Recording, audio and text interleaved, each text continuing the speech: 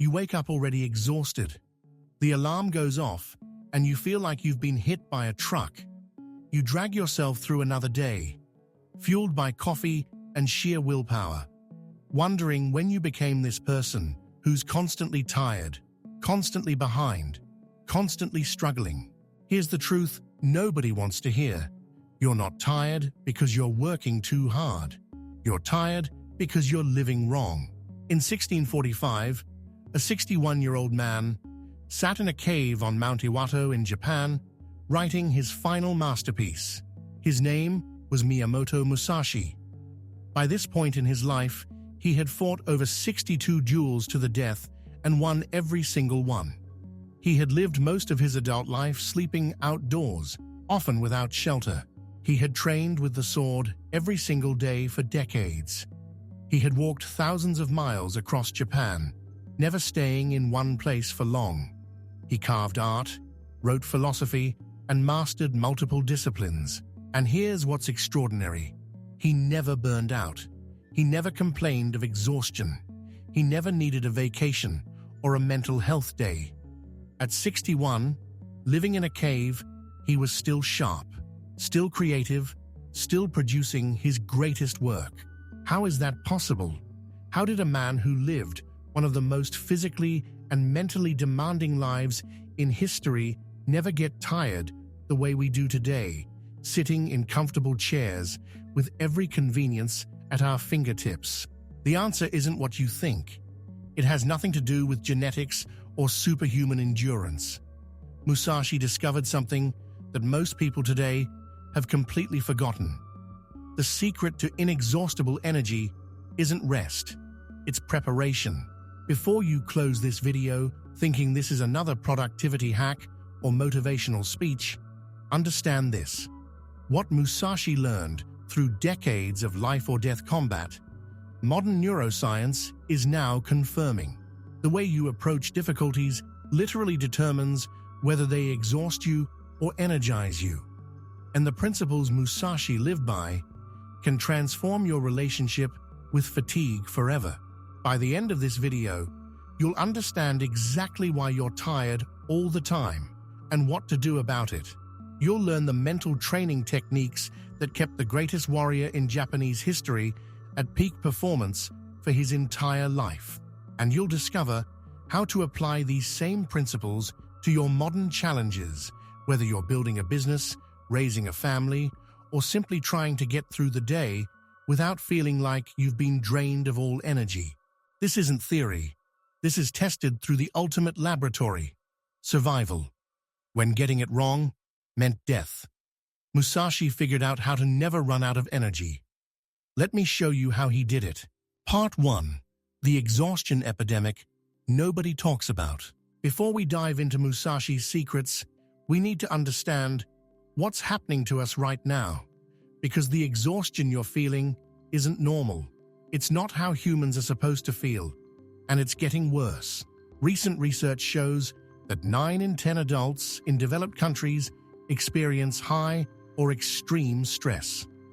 1 in 5 people have had to take time off work due to mental health issues caused by pressure and stress. Burnout, once a term used only for caregivers and high-stress professions, is now epidemic across all areas of life. Students are burned out. Parents are burned out.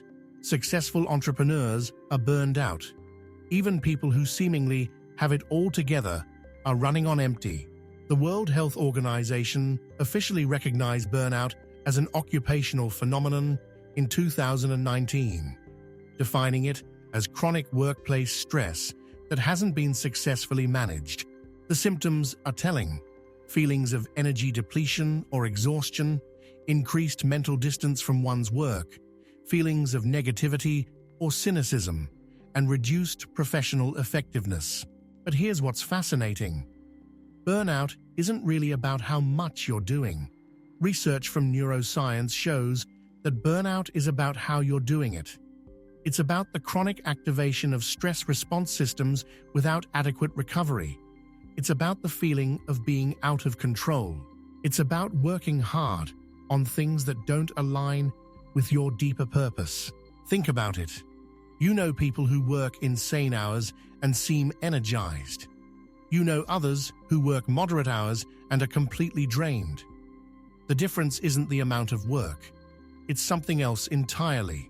Studies on the brain show that when people feel out of control, their prefrontal cortex, the part responsible for complex thinking and decision-making, starts to shut down. The amygdala, the fear center, takes over. This creates a vicious cycle. Stress reduces your ability to think clearly, which makes you less effective, which creates more stress. But the research also shows something remarkable. When people feel prepared, even if they're under extreme pressure, this shutdown doesn't happen. The US military discovered this when they dramatically increased Navy SEAL passing rates simply by teaching recruits psychological methods for gaining a feeling of control. Preparation, it turns out, is the antidote to the kind of stress that causes exhaustion. This is exactly what Musashi understood intuitively 400 years ago. And it's why studying his life isn't about nostalgia for samurai culture. It's about understanding principles of human psychology that work regardless of time period or culture.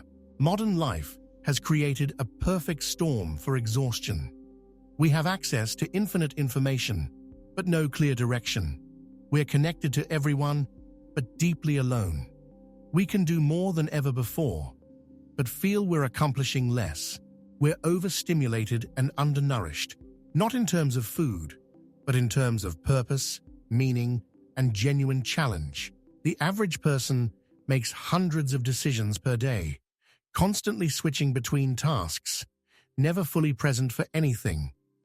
We wake up to a flood of notifications.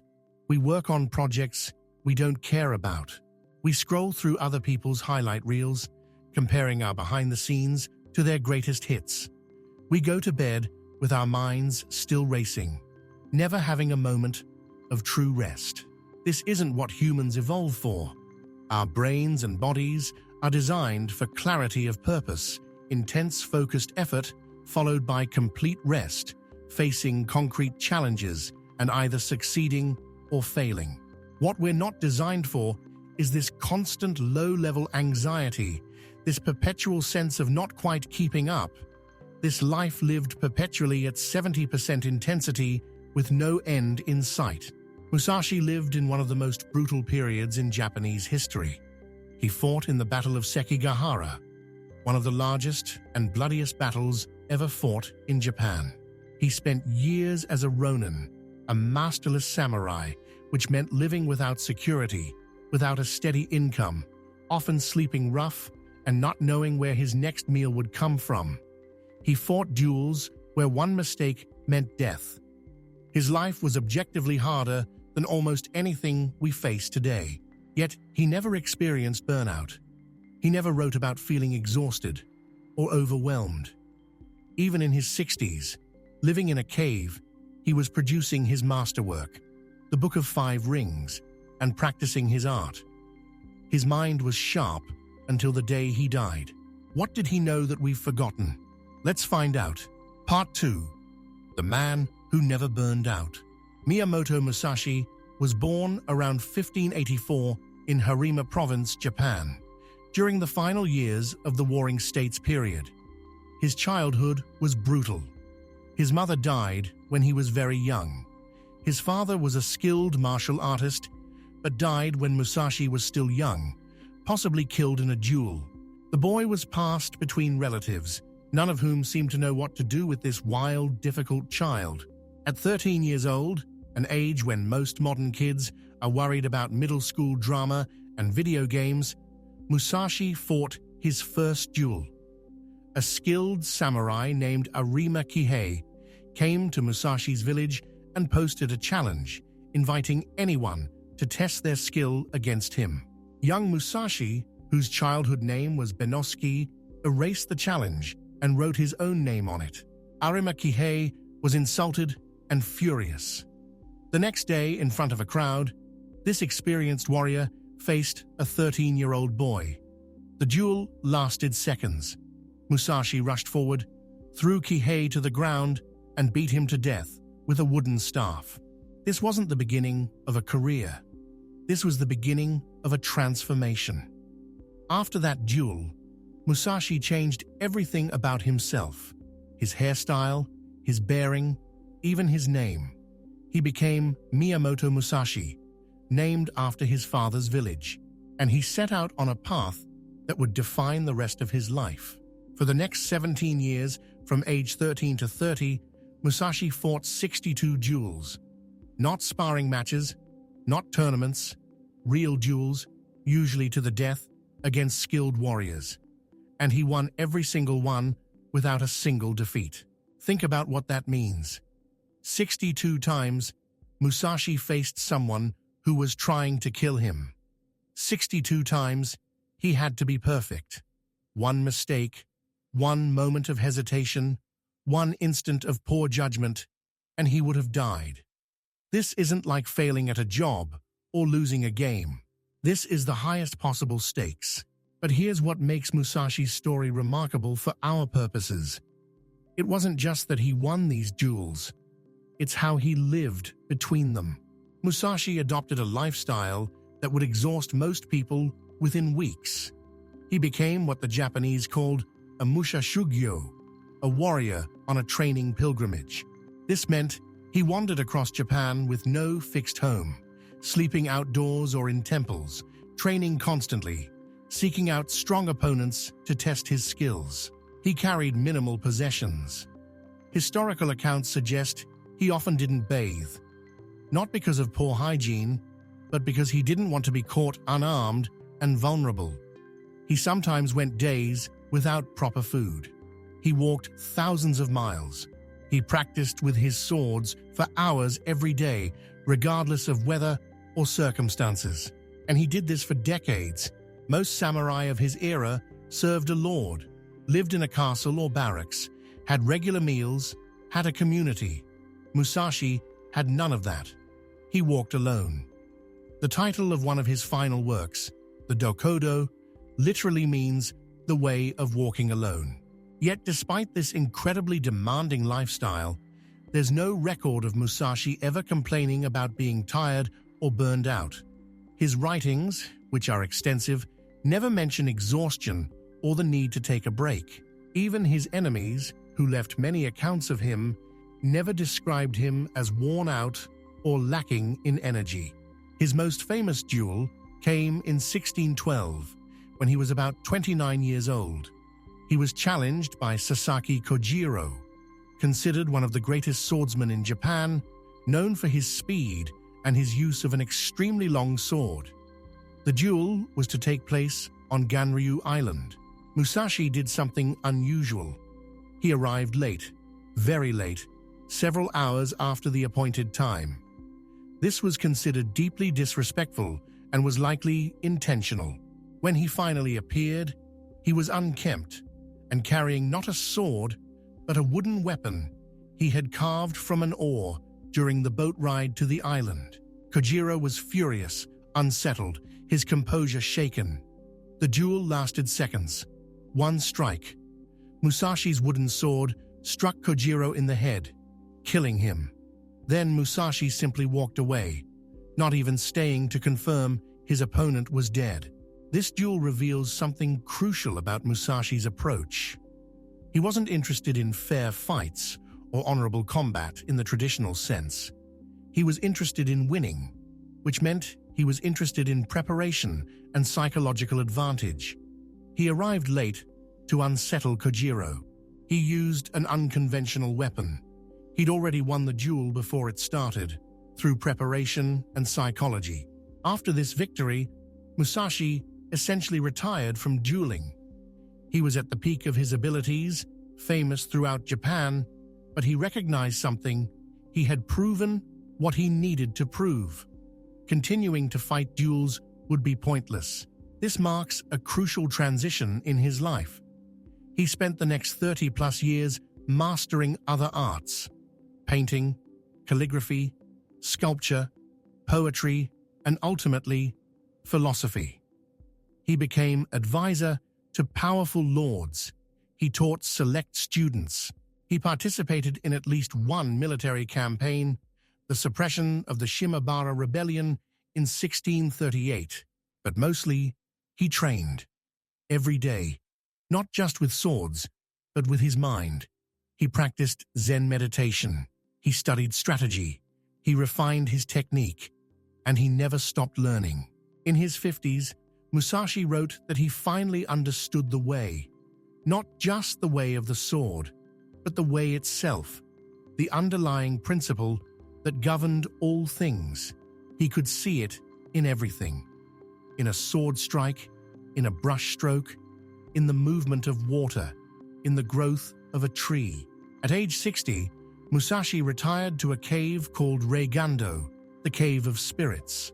There, in isolation, he wrote his two final works, the Book of Five Rings and the Dokudo. These weren't just combat manuals. They were distillations of a lifetime of learning, applicable to any endeavor. He gave these works to his favorite student, Terao Magonojo, just days before his death. Then, at age 62, Miyamoto Musashi died peacefully, his mind clear, his work complete. Here's what's extraordinary. A man who lived one of the most demanding lives imaginable, who faced death regularly, who slept on the ground and walked thousands of miles and trained every single day for 5 decades, was still sharp and productive at 62. He wasn't burned out. He wasn't exhausted. He was at peace. How? That's what we're going to uncover. Part 3. The Secret Foundation. Relentless preparation. If you study Musashi's life and writings carefully, one principle emerges above all others. Preparation is everything. Not motivation, not talent, not even hard work. Preparation. Musashi prepared for everything.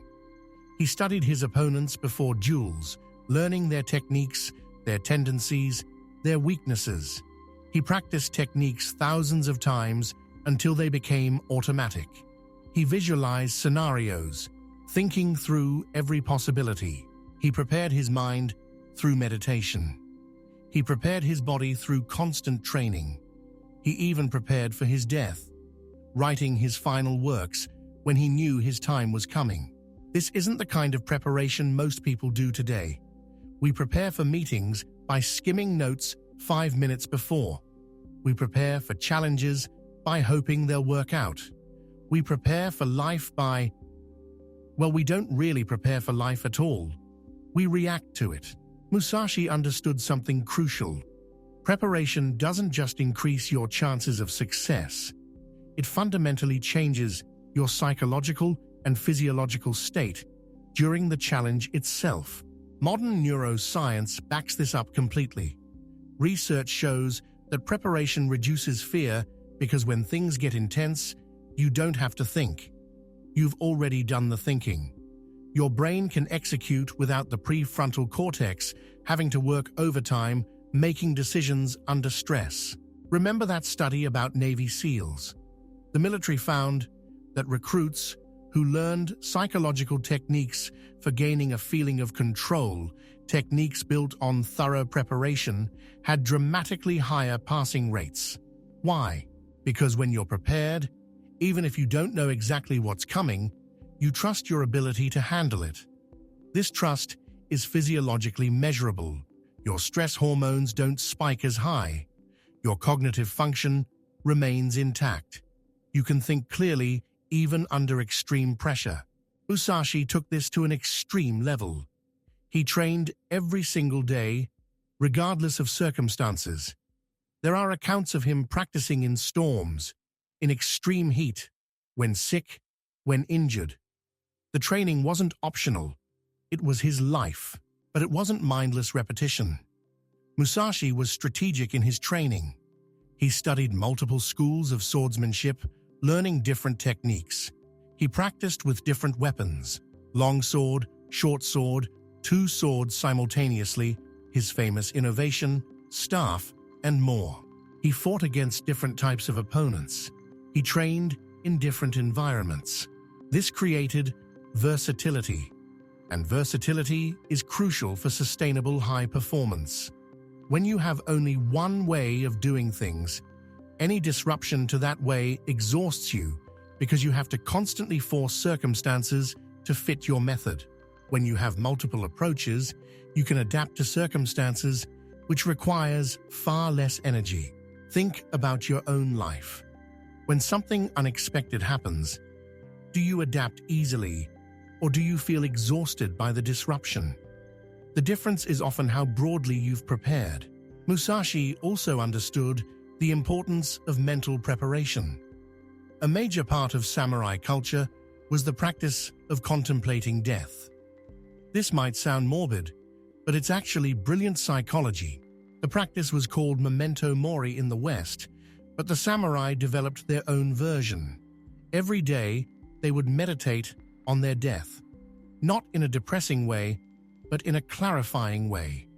They would imagine being cut down in battle. They would imagine different ways they might die. They would accept death as an inevitable reality. Why? Because fear is exhausting. Fear of failure, fear of judgment, fear of loss, fear of death itself. These fears consume enormous amounts of mental energy. They create chronic stress. They make everything harder. But when you fully accept the worst possible outcome, something remarkable happens. You stop being controlled by fear. You can still feel fear. You're not a robot, but it doesn't paralyze you. You can act despite it. Musashi expressed this in a famous saying, often attributed to him: "Think lightly of yourself and deeply of the world." In other words, don't take your own survival so seriously that fear prevents you from acting. You're going to die anyway. We all are. Once you accept that, really accept it, you become free to focus on what actually matters: your purpose, your code, your contribution. Modern research on anxiety and fear shows that exposure and acceptance are far more effective than avoidance. When you avoid thinking about what you fear, the fear grows. When you face it directly, accept it, prepare for it, the fear loses its power. This is why Musashi could face death 62 times and never burn out from the stress. He had accepted death. He had prepared for it. So when he faced an opponent, he wasn't fighting, while simultaneously fighting his fear of death. He was just fighting. All his energy could go into the task at hand. Another crucial aspect of Musashi's preparation was simplification. He lived with almost nothing. No possessions to worry about, no comfort to maintain, no status to protect. This meant no energy wasted on maintenance of things that didn't matter. In the Book of 5 Rings, he wrote, "Do nothing which is of no use." This is one of his most important principles. Every action, every possession, every habit should serve a purpose. If it doesn't, it's draining your energy. Think about how much of your day is spent on things that are of no use: scrolling social media, worrying about things you can't control, maintaining possessions you don't need, pleasing people who don't matter to you, attending meetings that accomplish nothing. Each of these is a leak in your energy system. Musashi plugged all the leaks. He kept only what was useful. His life was streamlined, efficient, focused. This doesn't mean joyless. Musashi painted, wrote poetry, carved sculptures, but these activities were useful. They developed his skills, expressed his understanding, fulfilled his purpose. The exhaustion most people feel today often comes from trying to maintain too much, too many commitments, too many possessions, too many concerns, too many roles. Your energy is spread so thin across so many things that you never have enough for anything. Musashi's preparation also included a crucial element: rhythm. He didn't train frantically when he felt motivated and then collapse. He trained every day with consistent intensity, building a rhythm that became natural. This is another area where modern neuroscience validates samurai wisdom. Our brains operate best with rhythm and routine. When something becomes a habit, it requires far less willpower and generates far less decision fatigue. Musashi didn't have to motivate himself to train each day. It was simply what he did, like breathing. In his book, he explicitly criticizes people who rely on inspiration or special techniques. He says, to train consistently in all conditions until the principle becomes natural to you. Don't wait to feel ready. Don't wait for perfect conditions. Train anyway. This is perhaps his most countercultural message for our time. We're obsessed with motivation, with feeling inspired, with having the right mood before we act. Musashi would say, that's backwards. Action creates the mood, not the other way around. Train when you don't feel like it, and eventually, you'll develop the kind of deep capability that doesn't require feeling like it. Finally, Musashi prepared by developing what he called the immovable mind, or Fudoshin. This is a state of mental calm that remains stable regardless of external circumstances. Not the absence of emotion, but the absence of being controlled by emotion. He achieved this through Zen meditation, through facing death repeatedly, through constant training. When something happened, he could respond from clarity rather than reactivity. This saved enormous amounts of energy because he wasn't constantly being jerked around by his emotions. All of this preparation, physical, mental, strategic, and philosophical, created a foundation that made him essentially unbreakable. Challenges didn't exhaust him because he was prepared for challenges. Difficulties didn't deplete him because he expected difficulties. Setbacks didn't devastate him because he had prepared for setbacks. This is the secret we've lost. We think energy comes from rest and comfort. Musashi understood that energy comes from preparation. When you're truly prepared, challenges become opportunities to demonstrate your preparation rather than threats that drain you. Let's look more specifically at what he prepared and how you can apply it. Part 4. The Book of 5 Rings, a manual for inexhaustible energy. In the final years of his life, Musashi wrote The Book of 5 Rings, his masterwork on strategy. Though written as a manual for swordsmanship and warfare, it's actually a profound guide for managing energy and maintaining peak performance throughout life. The book is divided into 5 scrolls: Earth, Water, Fire, Wind, and Void. Each represents a different aspect of strategy, and more deeply, a different aspect of life mastery. The Earth Scroll establishes the foundation. Musashi writes, "Know the smallest things and the biggest things, the shallowest things and the deepest things." This is about developing comprehensive understanding, not superficial knowledge, deep mastery. He compares the strategist to a carpenter. A good carpenter knows his tools intimately, understands wood, can build both small objects and large structures. The principle is the same for life. Master the fundamentals so thoroughly that you can apply them to any situation. This is exhausting only if you try to master everything. Musashi didn't. He focused on strategy, and through understanding strategy deeply, he could apply it to swordsmanship, to military tactics, to politics, to art. From one thing, know 10,000 things. The key insight, deep mastery of fundamentals, is more energizing than shallow familiarity with many things. When you deeply understand something, applying it becomes effortless. It's trying to do things you don't really understand that exhausts you. The Water Scroll deals with the actual practice of strategy. Musashi writes, "With water as the basis, the spirit becomes like water. Water adopts the shape of its receptacle. It is sometimes a trickle and sometimes a wild sea. This is about adaptability. Water doesn't fight against the container. It fills it.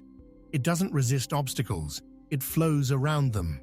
Yet water is also incredibly powerful, capable of wearing down the hardest stone over time. Musashi applies this to combat. Your spirit should be calm and flexible like water. In fighting and in everyday life, you should be determined, though calm. Meet the situation without tenseness, yet not recklessly. Your spirit settled, yet unbiased. Think about what creates exhaustion, rigidity. When you fight against reality, insisting things should be different than they are, you burn massive amounts of energy and accomplish nothing. When you adapt to reality, you can flow with circumstances and use far less energy to achieve far more. Musashi also writes in this scroll, "Do not let your spirit be influenced by your body, or your body be influenced by your spirit." This is sophisticated. He's saying that physical fatigue shouldn't create mental defeat, and mental stress shouldn't create physical tension. They should be independent. Most people experience the opposite.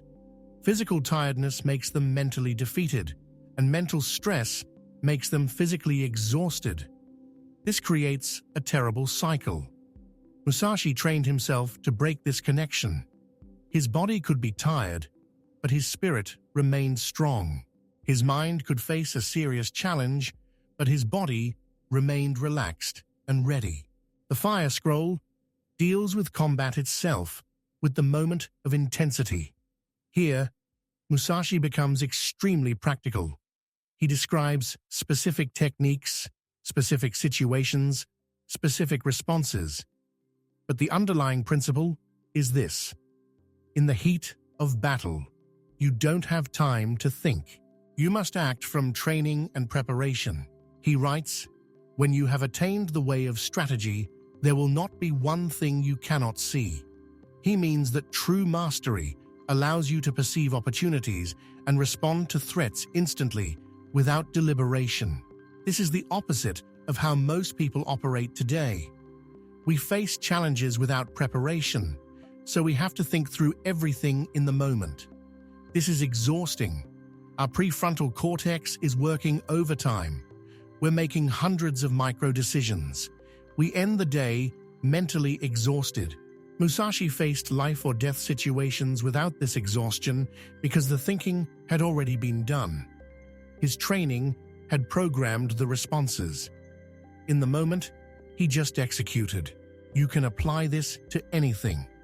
A public speaker who has prepared thoroughly doesn't get exhausted by speaking. The words flow naturally. A programmer who has mastered the fundamentals doesn't get exhausted solving problems. The solutions emerge organically. A parent who has clear principles doesn't get exhausted by disciplined decisions. The response is automatic. The Fire Scroll also contains one of Musashi's most powerful pieces of advice. In battle, you must take initiative. You must control the rhythm. Don't react to your opponent. Make them react to you. Don't let circumstances control your energy. Control circumstances with your preparation. When you're reactive, you're at the mercy of external events. This is exhausting because you never know what's coming. When you're proactive, when you seize initiative, you determine what happens. This is energizing because you're in control. The Wind Scroll discusses other schools of swordsmanship. Musashi is harsh, criticizing them for focusing on flashy techniques, on overly specialized methods, on traditions that don't serve actual effectiveness. His point: don't get attached to specific methods. Principles matter, not techniques. Stay flexible, stay practical, stay focused on what actually works. In terms of energy management, this is crucial. Many people exhaust themselves maintaining methods that don't actually serve them. They do things a certain way because that's how it's supposed to be done, even though it's inefficient and draining. Musashi would say, question everything. Keep only what serves your purpose. Discard the rest, no matter how traditional or impressive it looks. Finally, the Void Scroll. This is the most profound and the hardest to explain. Musashi writes about emptiness, about seeing beyond technique to the essence of things. When you master the way, he says, you see the way in everything. Your actions flow naturally from understanding, not from conscious thought. This is the ultimate state of energy efficiency, acting from deep understanding without mental effort. Not thinking about every move, just moving. Not deliberating over decisions, just deciding. The conscious mind steps aside and lets mastery operate. Athletes call this the zone or flow state. Zen practitioners call it no mind or mushin. Musashi lived in this state most of the time, at least in his later years. This is why he never burned out. He wasn't constantly thinking and deliberating and worrying. He was present, aware, responding from mastery. Throughout the Book of Five Rings, one message appears again and again. Train constantly. Practice daily. Study seriously. Don't be distracted by what doesn't matter. Focus on principles, not techniques. Adapt to circumstances. Control the initiative. Act from preparation, not reaction. These aren't just combat lessons. They're a complete philosophy for sustainable high performance. And they work because they're based on how humans actually function, psychologically and physiologically. The exhaustion you feel isn't from doing too much. It's from doing things wrong, reacting instead of initiating, thinking instead of executing from training, fighting reality instead of adapting to it, maintaining useless methods instead of focusing on what works. Musashi figured all this out 400 years ago. We're just now proving he was right. Part 5. The Dokudo. The Path of Walking Alone.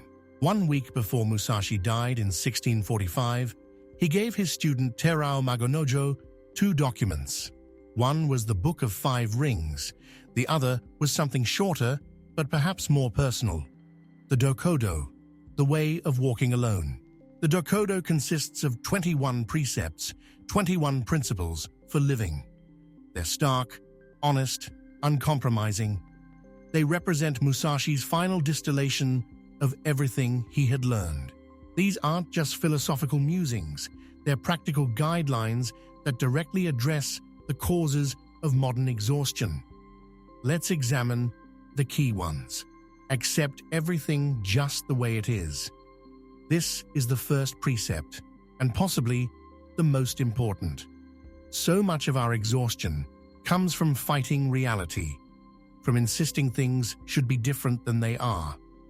Acceptance doesn't mean passivity. It means seeing things clearly so you can respond effectively rather than wasting energy on denial. Do not seek pleasure for its own sake.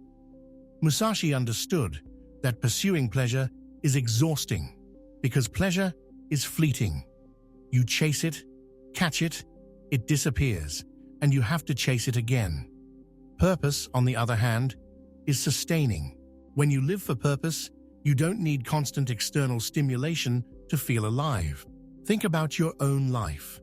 Days spent seeking pleasure, entertainment, food, shopping, scrolling, leave you feeling empty and tired.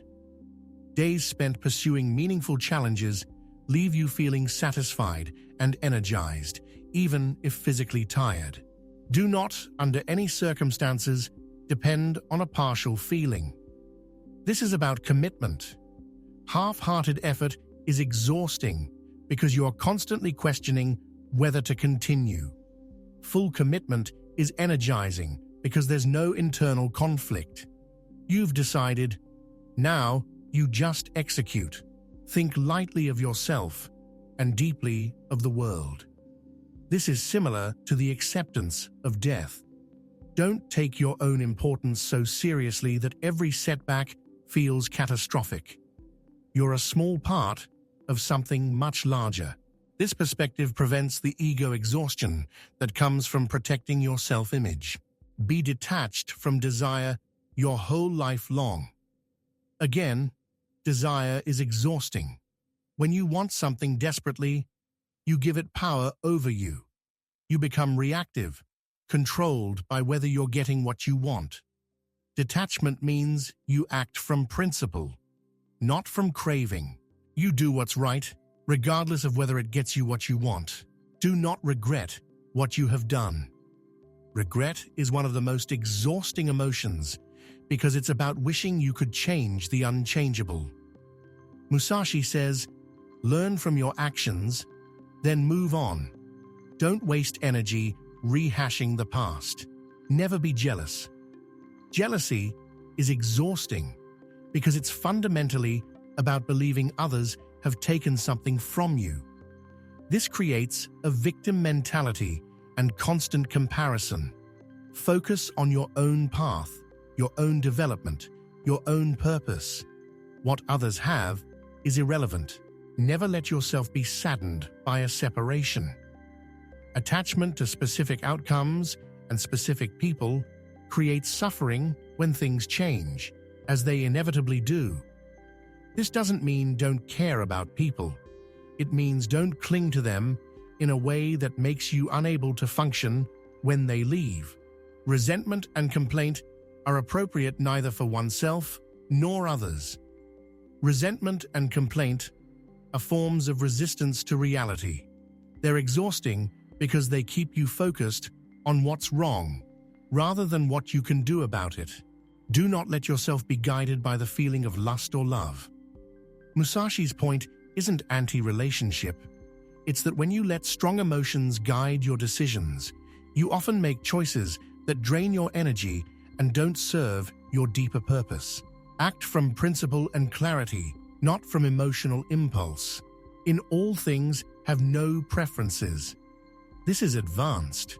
Having strong preferences means circumstances constantly disappoint you.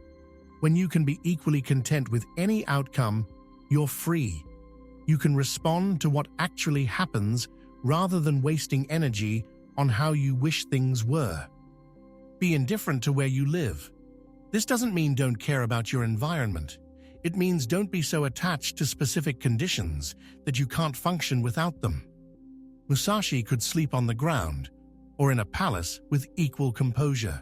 This flexibility prevents the exhaustion of constantly needing perfect conditions. Do not pursue the taste of good food. Again, this is about not being controlled by appetite. When you need specific pleasures to feel okay, you're constantly at the mercy of whether you can get them. When you're content with simple necessities, you're free and have far more energy for what matters. Do not hold on to possessions you no longer need. Physical clutter creates mental burden. Everything you own requires maintenance, space, attention. Keep only what serves you. This creates clarity and energy. Do not act following customary beliefs.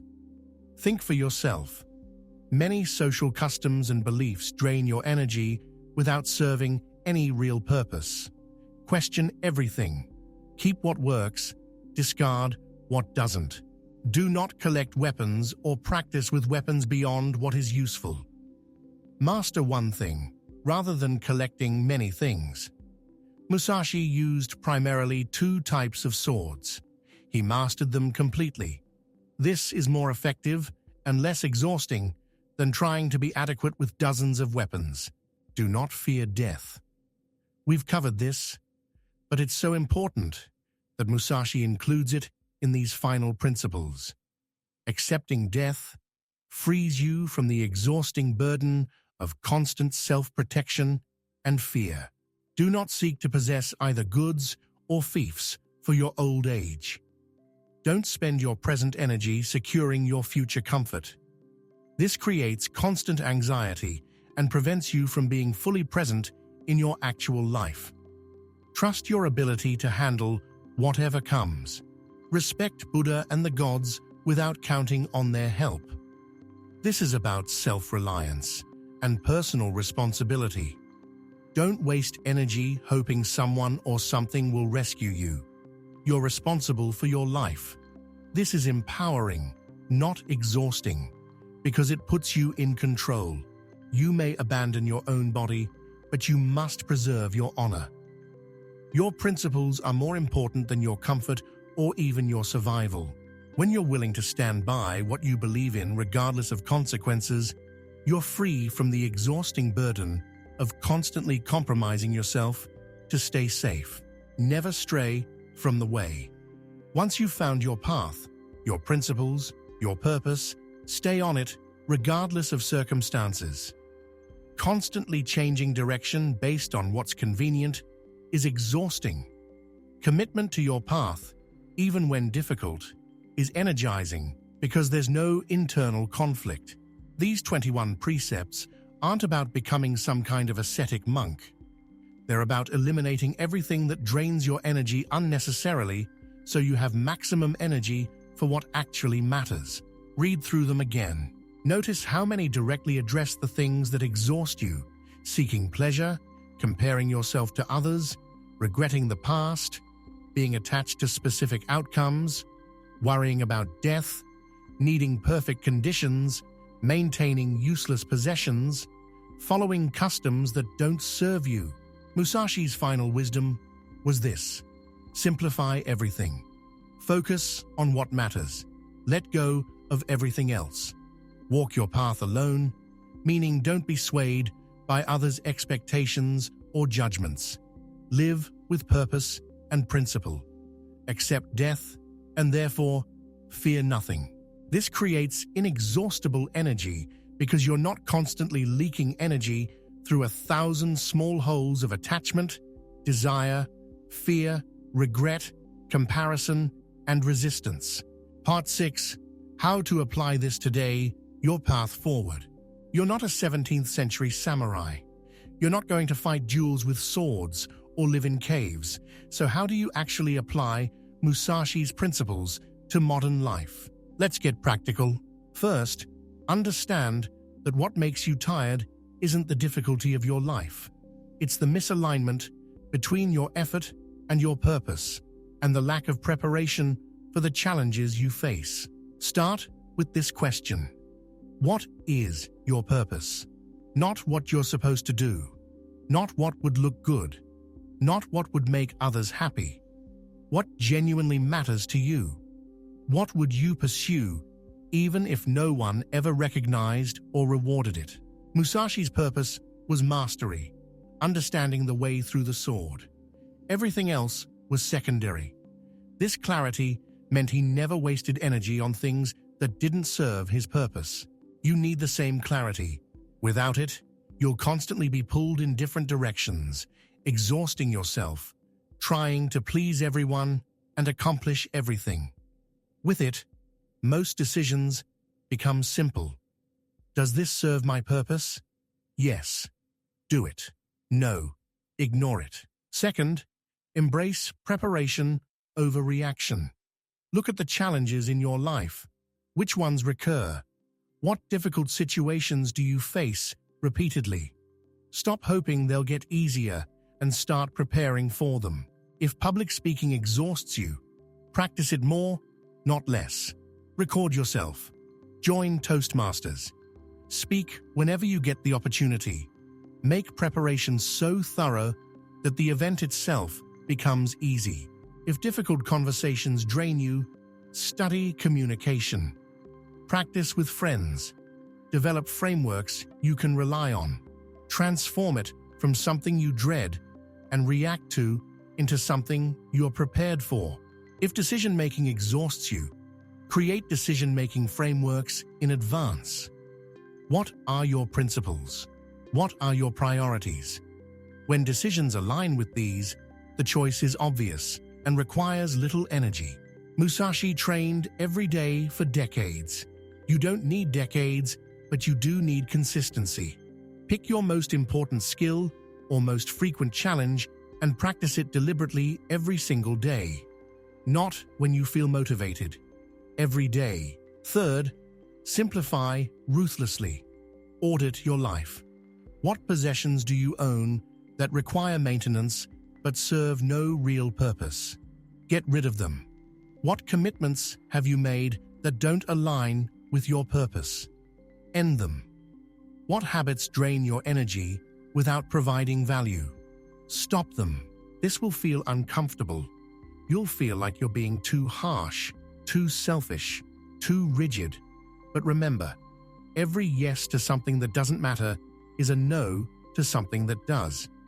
Every hour spent maintaining useless things is an hour not spent on your purpose. Musashi lived with almost nothing. You don't need to go that far, but you do need to question everything. Do nothing which is of no use should become your filter for everything.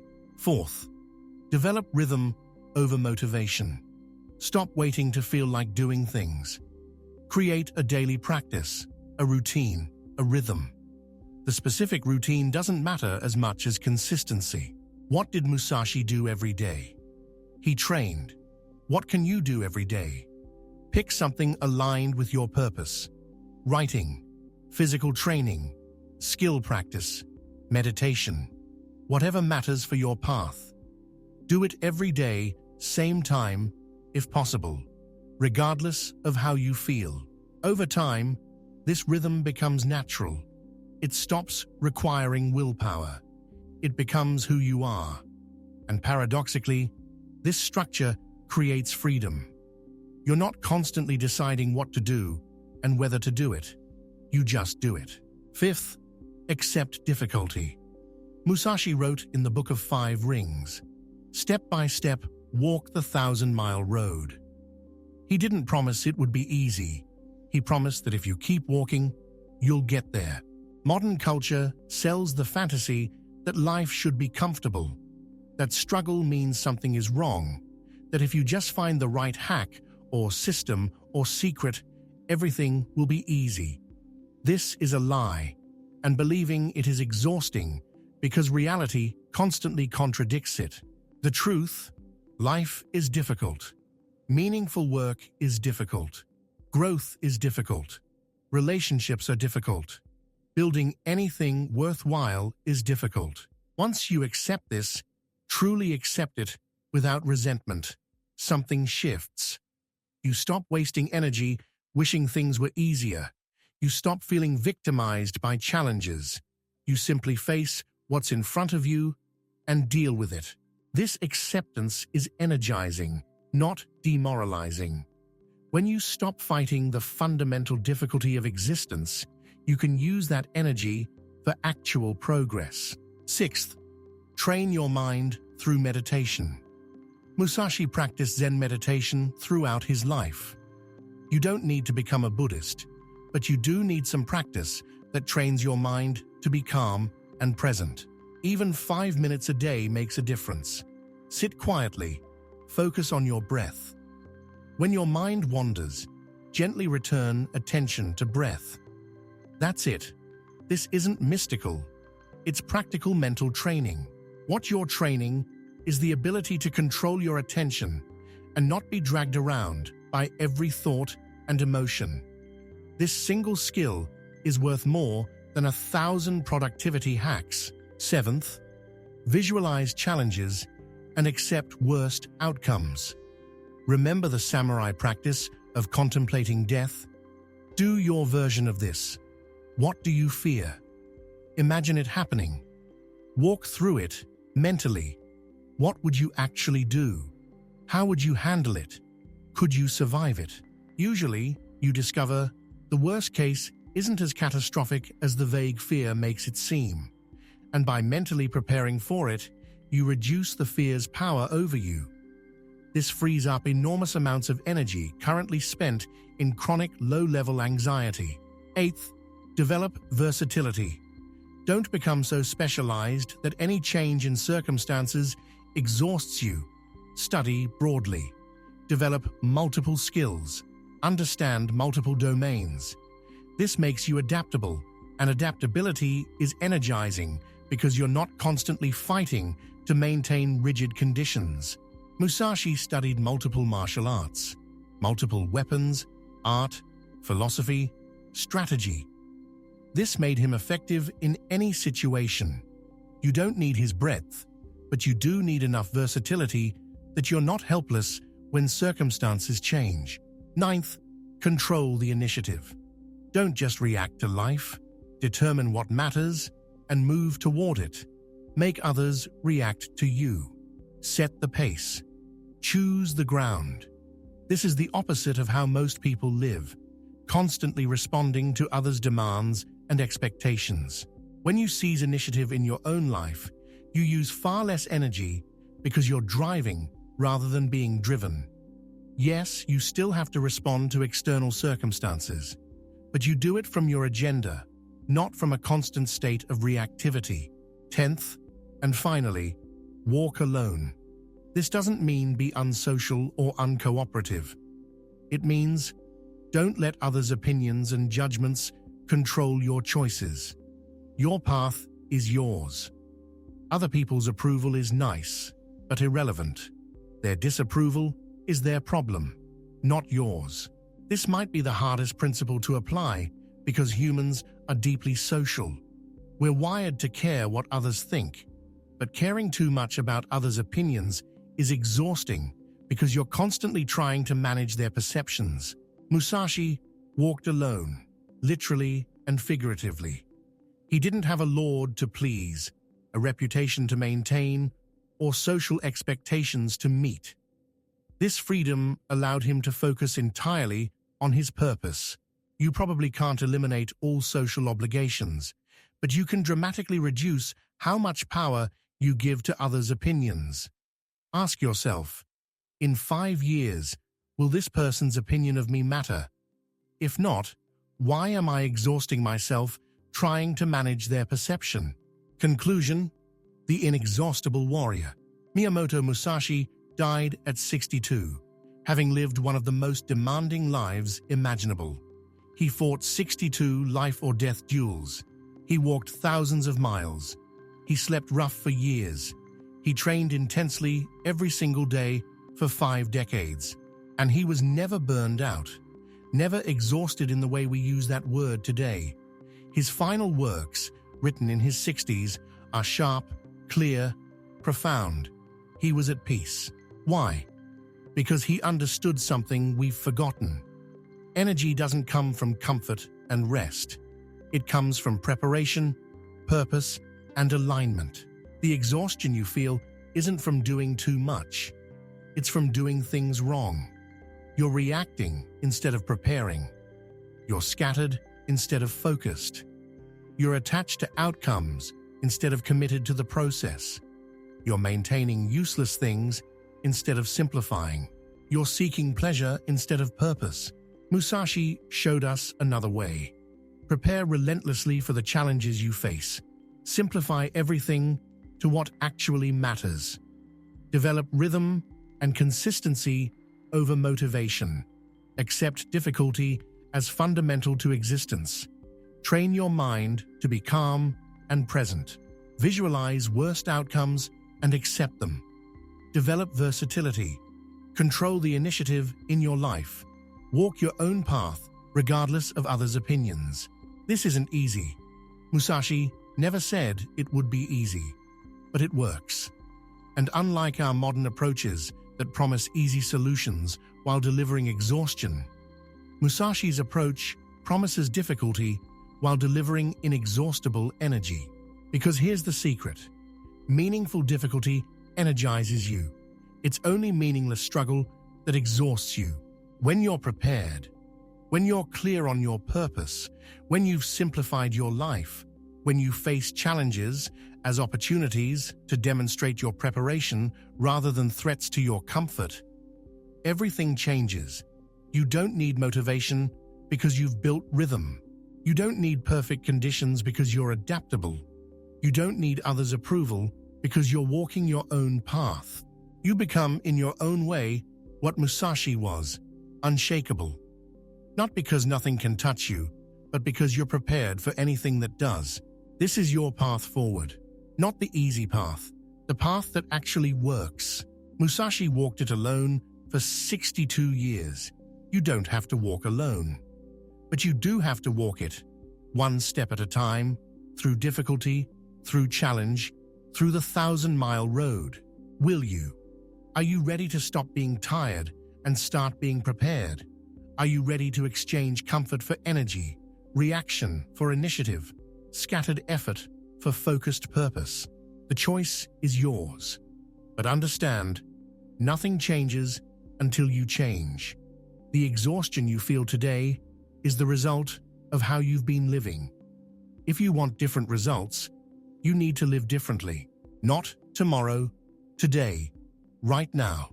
Pick one principle from what you've learned. 1. Apply it today. Tomorrow, apply it again. The day after, again. That's how you walk the 1,000-mile road. That's how you develop inexhaustible energy. That's how you become, in your own time and your own way, the kind of person who never burns out. Musashi showed us it's possible. Now it's up to you. If this video changed how you think about energy and exhaustion, subscribe to Fortitude of Spirit. We explore ancient warrior wisdom for modern life, helping you build unshakable mental strength. Hit that like button, share this with someone who needs to hear it, and drop a comment telling me, what's one thing you're going to prepare for today that you've been reacting to? Thank you for walking this path with me. I'll see you in the next one, warrior.